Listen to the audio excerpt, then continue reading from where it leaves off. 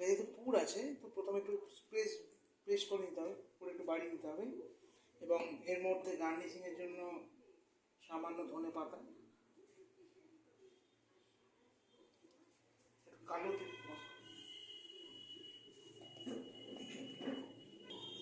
দিয়ে ছড়িয়ে দিতে হবে, একটু কালো করে দেবে করতে হবে।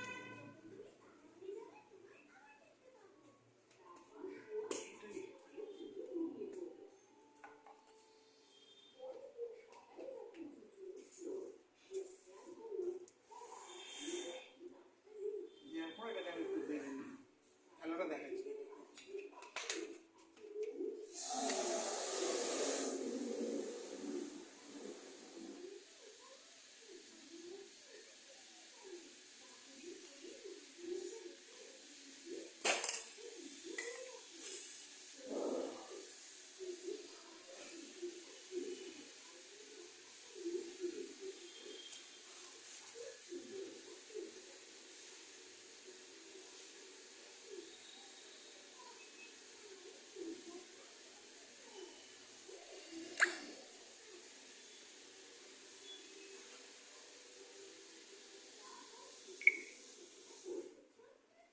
আর বেশি বড় করবো না, কারণ নরম হবে, নরম থাকে না ব্যাপারটা।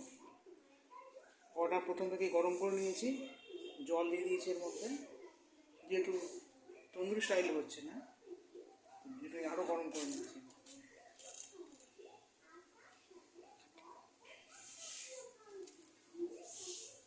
আপনি কি বানাচ্ছেন এটা? এটা মশলা কুলচা, আলুর পুরের মশলা কুলচা, খুবই সুস্বাদু হয় দেখে।